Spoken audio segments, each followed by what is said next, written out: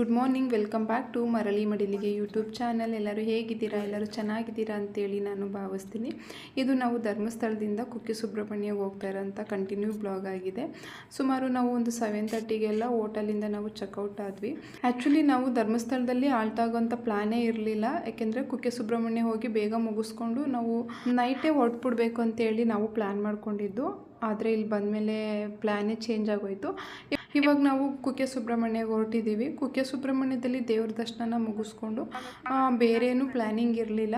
ಆದರೆ ಇವಾಗ ನಾವು ಉಡುಪಿಯಿಂದ ಬಸ್ನ ಬುಕ್ ಮಾಡ್ಕೊಂಡಿದ್ದೀವಿ ಹಂಪಿಗೆ. ಹಾಗಾಗಿ ನಮಗೆ ಇನ್ನೂ ಟೈಮ್ ಇರುತ್ತೆ. ಬಸ್ ಇರೋದು ನೈಟು 8:45ಗೆ. ತುಂಬಾ ಟೈಮ್ ಇದೆ.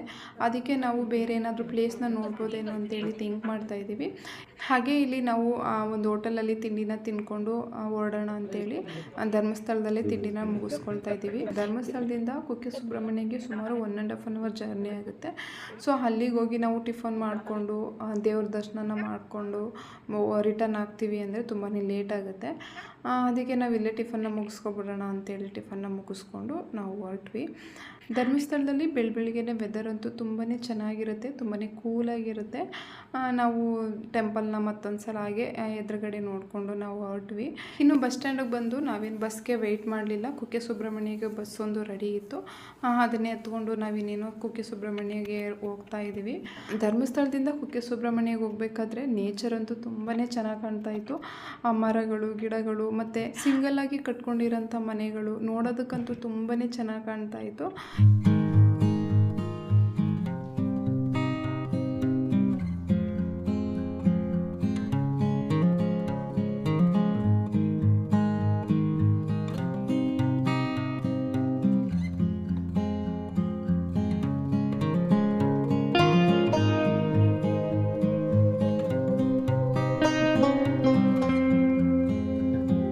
ಸುಮಾರು ಒಂದು 9:30ಗೆಲ್ಲ ನಾವು ಧರ್ಮಸ್ಥಳದಿಂದ ಕುಕ್ಕೆ ಸುಬ್ರಹ್ಮಣ್ಯಗೆ ರೀಚ್ ಆದ್ವಿ. ಬಸ್ ಸ್ಟ್ಯಾಂಡಿಂದ ಆಟೋದಲ್ಲಿ ಬಂದು ನಾವಿರೇ ಟೆಂಪಲ್ಗೆ ಹೋಗ್ತಾ ಇದ್ದೀವಿ. ಇವಾಗ ಇಲ್ಲೂ ಅಷ್ಟೇ ಅಂತೆ, ಒಂದು 10:30ಗೆಲ್ಲ ದೇವ್ರ ದರ್ಶನ ಕ್ಲೋಸ್ ಮಾಡಿ ಮತ್ತೆ 12 o'clockಗೆ ಓಪನ್ ಮಾಡೋದಂತೆ. ಸೊ ಹಾಗಾಗಿ ನಾವು ಮೊದಲೇ ಸ್ವಲ್ಪ ಬೇಗ ಟೆಂಪಲ್ಗೆ ಹೋಗಿ ದರ್ಶನ ಮುಗಿಸ್ಕೊಬಿಡೋಣ ಅಂತ ಹೇಳಿ ಬೇಗನೆ ಹೋಗ್ತಾ ಇದ್ದೀವಿ. ಇನ್ನು ನಾನು ಕುಕ್ಕೆ ಸುಬ್ರಹ್ಮಣ್ಯಕ್ಕೆ ಬಂದಿದ್ದು ಇದೇ ಫಸ್ಟ್ ಟೈಮು. ಸಾಮಾನ್ಯವಾಗಿ ನಾವು ಧರ್ಮಸ್ಥಳಕ್ಕೆ ಬಂದು ಹಾಗೆ ಹೋಗ್ಬಿಡ್ತಾ ಇದ್ವಿ. ಆದರೆ ಈ ಸಲ ನಮ್ಮನೇಲಿ ಹೇಳಿದ್ರು, ಕುಕ್ಕೆ ಸುಬ್ರಹ್ಮಣ್ಯಗೆ ಹೋಗಿ ಬರಬೇಕು ನೀವು ಪಾಪಿಗೆ ಮುಡಿ ಕೊಡೋದ್ರಿಂದ ಅಂತೇಳಿ. ಹಾಗೆ ದೇವ್ರ ದರ್ಶನ ಮುಗಿಸ್ಕೊಂಡು ನಮ್ಮನೆಗೆ ಹೋಗಬೇಕಂತೆ, ಬೇರೆಲ್ಲೂ ಹೋಗಬಾರ್ದಂತೆ, ಅಂದರೆ ಎಲ್ಲೂ ಹಾಲ್ಟ್ ಆಗಬಾರ್ದಂತೆ. ಹಾಗಾಗಿ ನಾವು ಹಂಪಿಗೆ ನಾವು ರಿಟರ್ನ್ ಬಸ್ನ ಬುಕ್ ಮಾಡ್ಕೊಂಡ್ವಿ. ಇಲ್ಲಾಂದಿದ್ರೆ ಮೈಸೂರಲ್ಲಿ ಒಂದು 2 days ಇದ್ದು ನಾವು ಹೋಗ್ಬೋದಾಗಿತ್ತು. ಇನ್ನು ನಾವು ದೇವ್ರ ದರ್ಶನ ಎಲ್ಲ ಮುಗಿಸ್ಕೊಂಡು ಪ್ರಸಾದನ ತೊಗೊಳ್ಳೋಣ ಅಂತೇಳಿ ವೆಯ್ಟ್ ಮಾಡ್ತಾಯಿದ್ದೀವಿ. ಇಲ್ಲೂ ಅಷ್ಟೇ ದೇವ್ರ ದರ್ಶನ ಅಂತೂ ತುಂಬಾ ಚೆನ್ನಾಗಾಯಿತು. ನಾವಂತೂ ಮಹಾಮಂಗಳಾರತಿ ಟೈಮಿಗೆ ಬಂದಿದ್ವಿ. ದರ್ಶನ ಎಲ್ಲ ತುಂಬ ಚೆನ್ನಾಗಾಯಿತು. ಸ್ವಲ್ಪ ರಶ್ ಇತ್ತು ಇಲ್ಲಿ ಮಾರ್ನಿಂಗೇ, ಆದ್ರೂ ಸಹ ದೇವ್ರ ದರ್ಶನ ಅಂತೂ ತುಂಬಾ ಚೆನ್ನಾಗಾಯಿತು. ಇನ್ನು ನಾನು ಮತ್ತು ನಮ್ಮ ಅಕ್ಕನ ಮಗ ಇಬ್ಬರು ಮಾತಾಡಿಕೊಂಡು ಅವನು ಕ್ಯಾಮ್ರಾ ನೋಡ್ಕೊಂಡು ಮಾತಾಡ್ಕೊಂಡು ನನಗೆ ರೇಗಿಸ್ತಾ ಇದ್ದ. ಪ್ರಸಾದ ಎಲ್ಲ ತೊಗೊಂಡು ನಾವು ಇನ್ನೂ ಸ್ವಲ್ಪ ಫೋಟೋಗಳನ್ನೆಲ್ಲ ತೊಗೊಂಡು ಹೊರಗಡೆ ಬಂದು ಹೊರಟ್ವಿ. ಟೈಮ್ ಇವಾಗ ಸುಮಾರು ಒಂದು 11 o'clock ಆಗಿದೆ. 11:30ಗೆ ಒಂದು ಕುಕ್ಕೆ ಸುಬ್ರಹ್ಮಣ್ಯದಿಂದ ಡೈರೆಕ್ಟು ಉಡುಪಿ ಬಸ್ ಒಂದಿದೆ, ಅದನ್ನು ಕ್ಯಾಚ್ ಮಾಡೋಣ ಅಂತ ಅಂದ್ಕೊಂಡು ನಾವು ಬೇಗನೆ ದೇವ್ರ ದರ್ಶನ ಮುಗಿಸ್ಕೊಂಡು ಬಂದ್ವಿ. ಬಸ್ ಸ್ಟ್ಯಾಂಡಿಗೆ ಬಂದು ನಾವು ಉಡುಪಿ ಬಸ್ನ ಹತ್ಕೊಂಡು ಸುಮಾರು 4.5 hour ಜರ್ನಿನೇ ಆಯಿತು. ಕುಕ್ಕೆ ಸುಬ್ರಹ್ಮಣ್ಯದಿಂದ ಡೈರೆಕ್ಟು ಉಡುಪಿಗೆ ಬಸ್ ಇದೆ. ಕುಕ್ಕೆ ಸುಬ್ರಹ್ಮಣ್ಯದಿಂದ ಉಡುಪಿಗೆ ಸುಮಾರು 4.5 hour ಜರ್ನಿ ಆಗುತ್ತೆ. ಹಾಗಾಗಿ ನಾವು ಡೈರೆಕ್ಟ್ ಬಸ್ ಇತ್ತಲ್ಲ ಅಂತೇಳಿ ಡೈರೆಕ್ಟ್ ಬಸ್ಗೆ ಹತ್ಕೊಂಡ್ವಿ. ಇನ್ನು ಊಟಕ್ಕೆ ಅಂತೇಳಿ ನಾವು ಮಧ್ಯಾಹ್ನ ಏನೂ ತಿನ್ನಲಿಲ್ಲ. ನಮಗೆ ಬೆಳಗ್ಗೆನೇ ತಿಂದಿದ್ದಂಥ ತಿಂಡಿನೂ ಸಹ ಡೈಜೆಸ್ಟ್ ಆಗಿರಲಿಲ್ಲ. ಅದಕ್ಕೆ ಊಟ ಬೇಡ ಅಂತೇಳಿ ಸ್ವಲ್ಪ ಹಣ್ಣು, ಜ್ಯೂಸು ಎಲ್ಲನೂ ತೊಗೊಂಡು ಬಸ್ಸಲ್ಲೇ ತಿನ್ಕೊಂಡ್ರಾಯ್ತು ಅಂತೇಳಿ ನಾವು ಅಂದ್ಕೊಂಡು ಬಸ್ ಹತ್ಕೊಂಡ್ವಿ. ಇನ್ನು ಆಲ್ಮೋಸ್ಟು ನಾವು ಉಡುಪಿಗೆ ರೀಚ್ ಆದ್ವಿ. ಉಡುಪಿಗಂತೂ ನಾನು ಚಿಕ್ಕವಳಾಗಿದ್ದಾಗ ಸುಮಾರು ಒಂದು 6th 7th ಸ್ಟ್ಯಾಂಡರ್ಡ್ ಇದ್ದೆ. ಆವಾಗ ನಾನು ಉಡುಪಿಗೆ ಬಂದಿದ್ದು ನಮ್ಮ ಸ್ಕೂಲ್ ಟ್ರಿಪ್ಪಿಗೆ ಬಂದಿದ್ವಿ ಆವಾಗ. ಅದು ಬಿಟ್ಟರೆ ನಾನು ಉಡುಪಿಗೆ ಯಾವಾಗಲೂ ಬಂದಿರಲಿಲ್ಲ. ಉಡುಪಿ ನೋಡೋದಕ್ಕೆ ಚೆನ್ನಾಗಿದೆ, ಹಾಗೆ ವಾತಾವರಣವೂ ಅಷ್ಟೇ ತುಂಬಾ ಕೂಲಾಗಿತ್ತು. ಇನ್ನು ನಮಗೆ ಉಡುಪಿನ ನೋಡ್ತಾ ಇದ್ದರೆ ನನಗೆ ಬೆಂಗಳೂರು, ಮೈಸೂರು ಥರನೇ ಫೀಲ್ ಆಗ್ತಾಯಿತ್ತು. ಸಿಟಿ ಅಂತೂ ತುಂಬಾ ಚೆನ್ನಾಗಿತ್ತು. ಇನ್ನು ಬಸ್ ಸ್ಟ್ಯಾಂಡ್ಗೆ ರೀಚ್ ಆಗಿ ಲಗೇಜ್ನೂ ಸಹ ಬಸ್ ಸ್ಟ್ಯಾಂಡಲ್ಲೇ ಇಟ್ಟು ಕೃಷ್ಣ ಮಠ ಮತ್ತು ಮಲ್ಪೆ ಬೀಚಿಗೆ ಹೋಗಿ ಬರೋಣ ಅಂತ ಯೋಚನೆ ಮಾಡ್ಕೊಂಡ್ವಿ. ನಾವು ಫಸ್ಟು ಮಲ್ಪೆ ಬೀಚಿಗೆ ಹೋಗಿ ಬಂದುಬಿಡೋಣ, ಆಮೇಲೆ ಕೃಷ್ಣ ಮಠಕ್ಕೆ ಹೋಗೋಣ ಅಂತ ಯೋಚನೆ ಮಾಡಿದ್ವಿ. ಆಮೇಲೆ ಫಸ್ಟೇ ಬೀಚಿಗೆ ಹೋಗ್ಬಿಟ್ರೆ ನೀರು ನೋಡಿದ್ರೆ ನಾವು ವಾಪಸ್ ಬೇಗನೆ ಬರೋಕ್ಕಾಗಲ್ಲ ಅಂಥೇಳಿ ಕೃಷ್ಣ ಮಠಕ್ಕೆ ಬಂದ್ವಿ.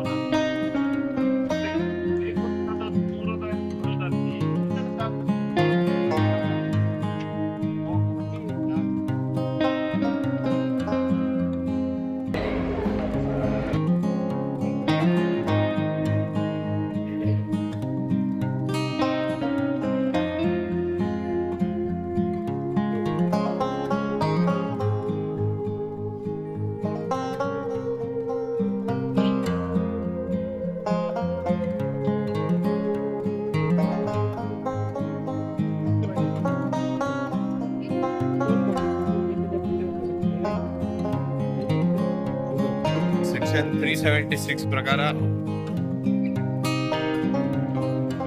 ನಾನೇ ತಗೊಂತೀನಿ ಕಡ್ರಿ.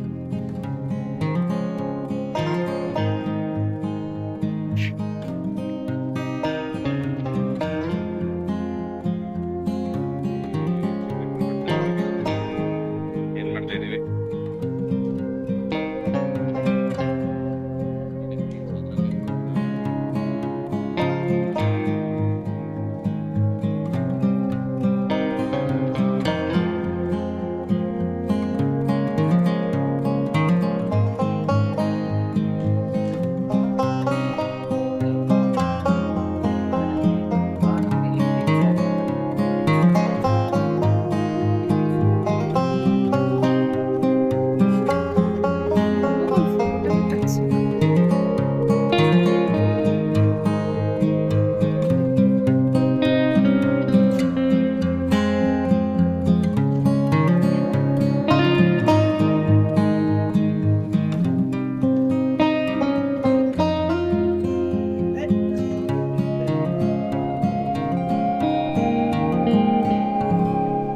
ನನಗೆ ಉಡುಪಿ ಶ್ರೀಕೃಷ್ಣ ಮಠ ಅಂದರೆ ಮೊದಲು ನೆನಪಾಗದೆ ಕನಕನ ಕಿಂಡಿ. ನಮಗೆ ಪ್ರೈಮರಿ ಇದ್ದಾಗ ಒಂದು ಲೆಸನ್ ಇತ್ತು. ನನಗಂತೂ ಇವತ್ತು ನೋಡಿ ತುಂಬ ಖುಷಿ ಆಯಿತು. ಮಠದೊಳಗಡೆ ಎಲ್ಲ ಹೋಗಿ ದರ್ಶನ ಎಲ್ಲ ಮುಗಿಸ್ಕೊಂಡು ಹೊರಗಡೆ ಬಂದ್ವಿ. ಇಲ್ಲಿ ಎದುರುಗಡೆ ಇನ್ನೊಂದು ಟೆಂಪಲ್ ಇತ್ತು. ಹಾಗೆ ಅಲ್ಲೊಂದು ಫಂಕ್ಷನು ಸಹ ನಡೀತಾ ಇತ್ತು. ಅಲಂಕಾರ ಎಷ್ಟು ಚೆನ್ನಾಗಿ ಮಾಡಿದರು ಅಂದರೆ ಫ್ರೂಟ್ಸಲ್ಲಿ ಮತ್ತು ಫ್ಲವರಲ್ಲಿ ಎಲ್ಲ ಡೆಕೋರೇಷನ್ ಮಾಡಿದರು. ತುಂಬಾ ಚೆನ್ನಾಗಿತ್ತು ನೋಡೋದಕ್ಕಂತೂ. ಹಾಗೆ ಒಂದು ಫಂಕ್ಷನು ಸಹ ಕಾರ್ಯಕ್ರಮಗಳೇನಿದೆ ಅದರಲ್ಲೆಲ್ಲ ನಮ್ಮ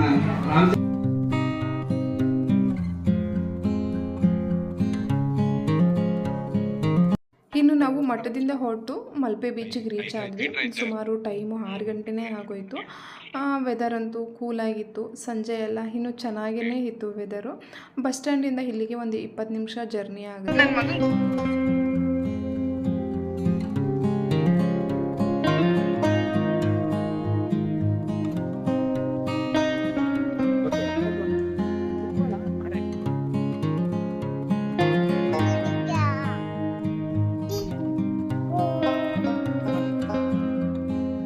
ಬಂದಿದ್ದೇನೆ ಫಸ್ಟ್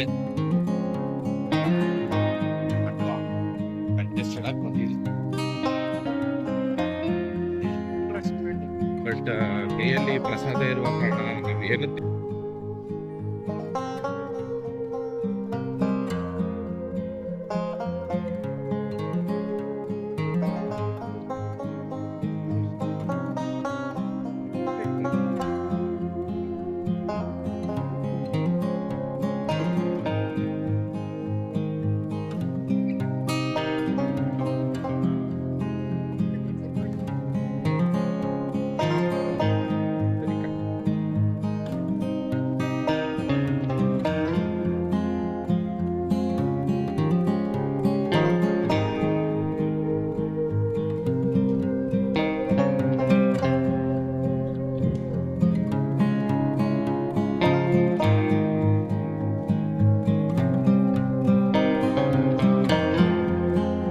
ಮಿಸ್ಟರ್ ರಾಯರ್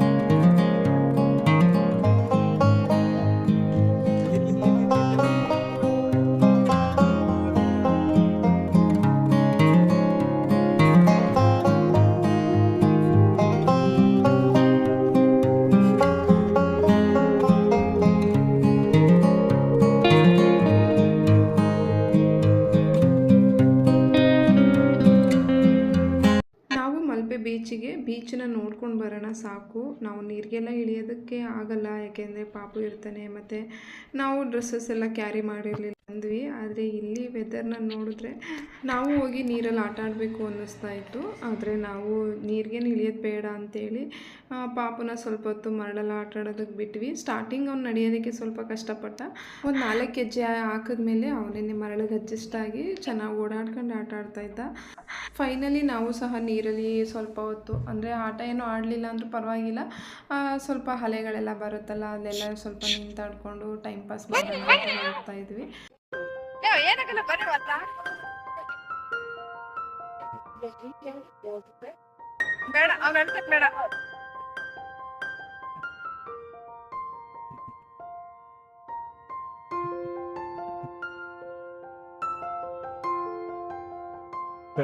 ಅದಕ್ಕೂ ಸಾಗಲ್ಲ.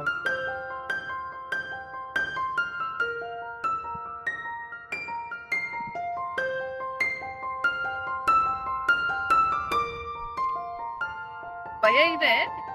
ಏನಿದೆ? ಚೂರು ಅದಕ್ಕೆ ಹೋಗ್ಬಿಡ.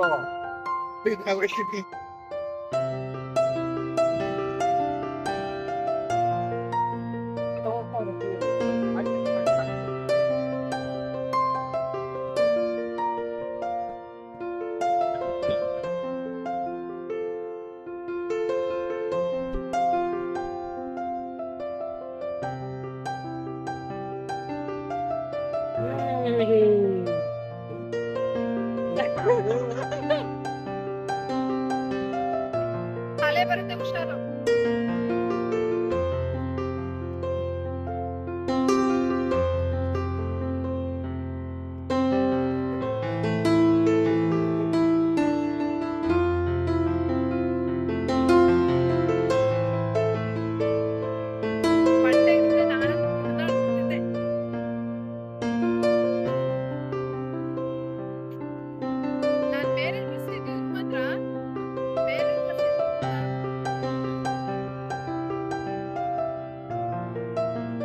ಇನ್ನು ರಾಯನ್ನ ಸ್ವಲ್ಪ ಆಟ ಆಡ್ಸೋಣ ಅಂತೇಳಿ ನಿಲ್ಸೋದಕ್ಕೆ ಟ್ರೈ ಮಾಡ್ತಿದ್ದೀವಿ ನೀರಲ್ಲಿ, ಬಟ್ ಅವ್ನು ನಿಂತ್ಕೊಳ್ತಾ ಇಲ್ಲ. ಸ್ಟಾರ್ಟಿಂಗ್ ಸ್ವಲ್ಪ ಭಯ ಪಡ್ತಾ ಇದ್ದ, ಅವರಪ್ಪ ಏನಾಗಲ್ಲ ನಿಂತ್ಕೊ ಅಂತೇಳಿ ನಿಲ್ಲಿಸ್ತಾ ಇದ್ರು. ರಾಯನ್ ಸ್ಟಾರ್ಟಿಂಗ್ ಮಾತ್ರ ಸ್ವಲ್ಪ ಭಯಪಟ್ಟ, ಆಮೇಲೆ ಸ್ವಲ್ಪ ನೀರೆಲ್ಲ ಅಡ್ಜಸ್ಟ್ ಆದಮೇಲೆ ಅವನು ಹೊರಗಡೆ ಬರೋದಕ್ಕೆ ರೆಡಿ ಇಲ್ಲ, ಅಷ್ಟು ಹೊತ್ತು ಅವನೇ ಆಟ ಆಡ್ದ. ನಾವು ಸುಮಾರು 1.5 hour ಇಲ್ಲಿದ್ವಿ ಬೀಚಲ್ಲಿ. ಅಷ್ಟೊತ್ತು ರಾಯನೇ ತುಂಬ ಚೆನ್ನಾಗಿ ಎಂಜಾಯ್ ಮಾಡ್ದ. ಇವನು ಎಷ್ಟು ಎಂಜಾಯ್ ಮಾಡ್ತಾನೆ ಅಂತ ನಾವು ಅಂದ್ಕೊಂಡೇ ಇರಲಿಲ್ಲ.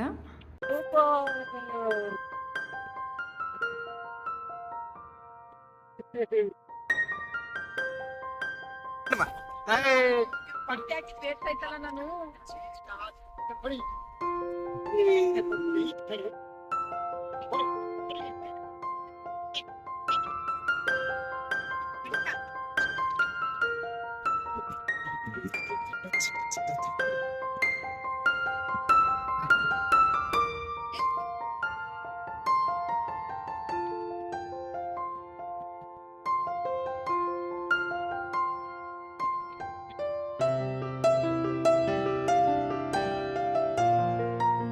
ಬರಕ್ಕೆ ರೆಡಿ ಇದ್ದಾರೆ.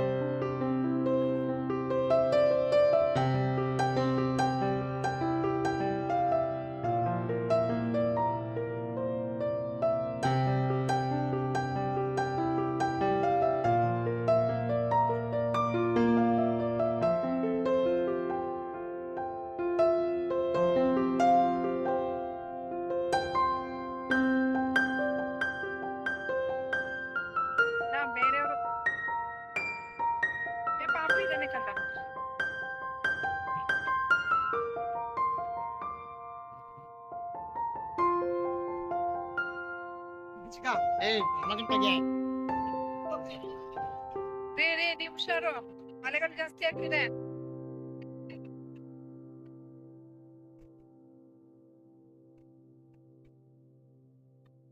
ಈಗ ನೋಡಿ ಮಠಕ್ಕೆ ಹೋಗ್ಬೇಕು ಚಿನ್ನು.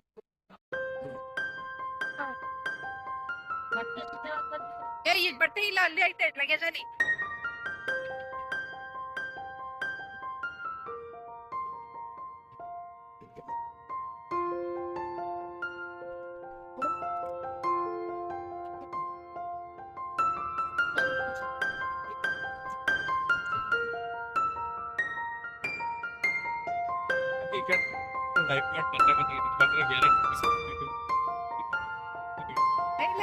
ತೊಂದ್ರೆ ಇಲ್ಲ, ನೀವು ನಿಂತಿರೋ ಜಾಗದಲ್ಲಿ ತೊಂದರೆ ಇಲ್ಲ. ರಾಯಣ್ಣ ತೋರ್ಸಕ್ಕಾರ ಅಲ್ಲೇ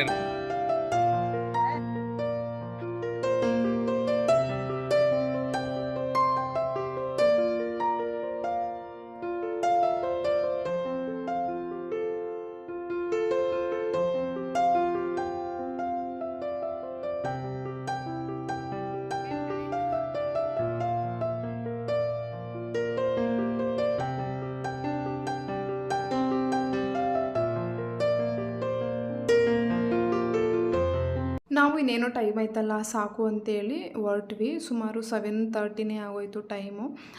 ಇನ್ನು ರಾಯನಂತೂ ಹೋಗೋದು ಬೇಡ ಅಂತ ಹೇಳಿ ತುಂಬಾ ಹಠ ಮಾಡ್ತಿದ್ದ ಮತ್ತು ಅಳ್ತಿದ್ದ. ಅದಕ್ಕೆ ಇಲ್ಲಿ ಸ್ವಲ್ಪ ಆಟ ಸಾಮಾನುಗಳೆಲ್ಲ ಇತ್ತು, ಮಕ್ಕಳು ಆಟ ಆಡೋಂಥ ಸಾಮಾನುಗಳು.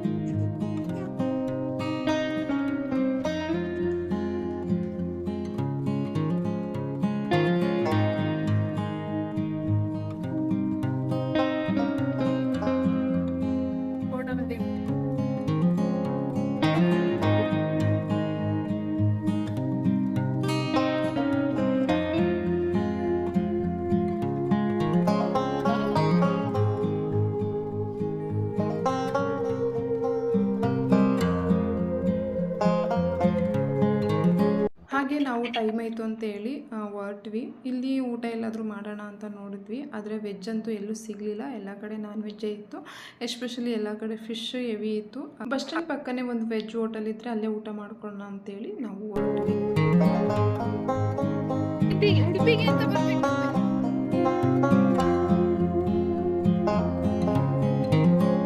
ಸುಮಾರು ಒಂದು 8 ಗಂಟೆಗೆಲ್ಲ ನಾವು ಬಸ್ ಸ್ಟ್ಯಾಂಡ್ ಹತ್ರ ರೀಚ್ ಆದ್ವಿ. ಇಲ್ಲೇ ಪಕ್ಕದಲ್ಲಿ ಒಂದು ವೆಜ್ ಹೋಟೆಲ್ ಇತ್ತು, ಅಲ್ಲಿಗೆ ಬಂದು ಊಟನೂ ಸಹ ಮುಗಿಸ್ಕೊಳ್ತಾ ಇದ್ದೀವಿ.